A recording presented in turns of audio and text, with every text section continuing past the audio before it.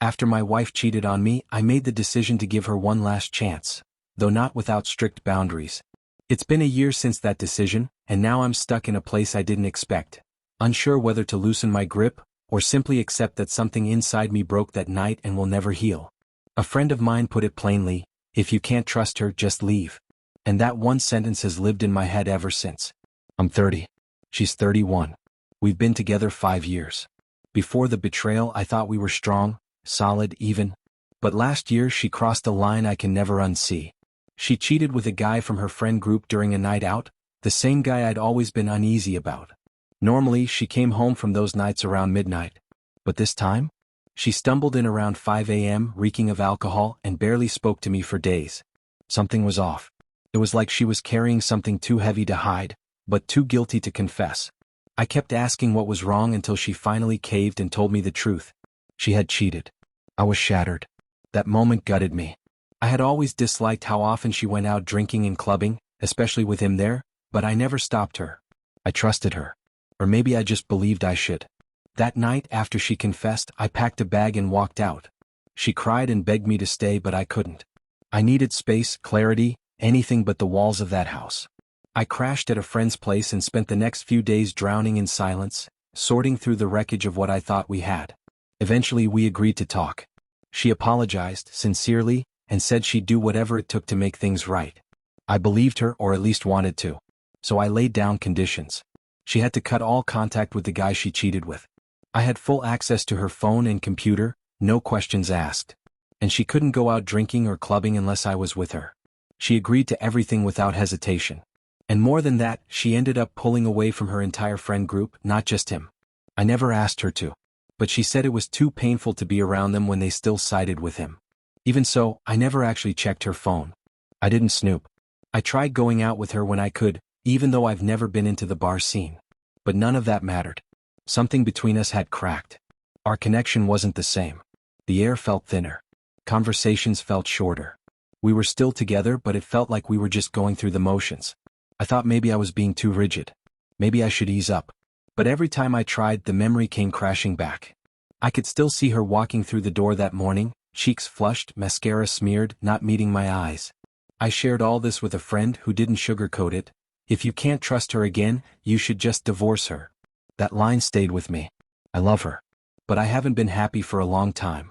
And as much as she insists she's happy with me, I can see the dimming in her too. She's not as lively, not as bright. She walks like she's carrying guilt in her bones. 19 days after that conversation, I finally sat down and took stock of everything. Before the affair, our relationship was full of life. We shared a love for the outdoors, camping, hiking, climbing, took frequent trips, planned date nights, had a fulfilling sex life. The only real friction was her love for partying, something I never resonated with. I wasn't the controlling type.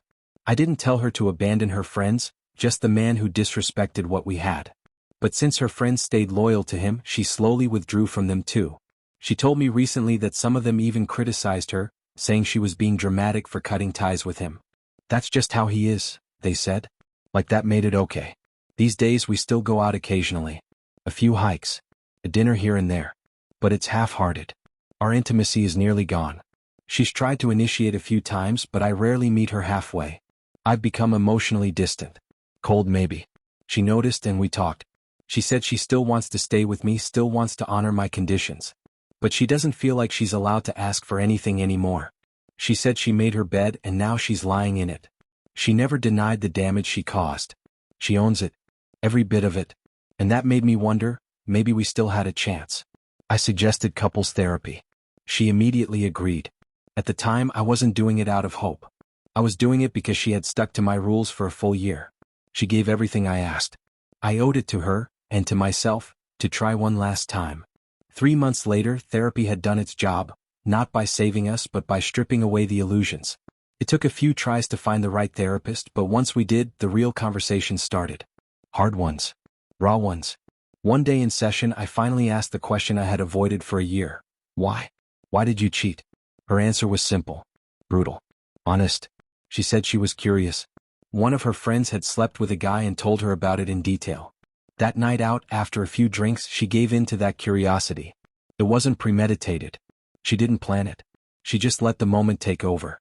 And the next morning, the regret hit like a freight train. That answer gutted me more than I expected.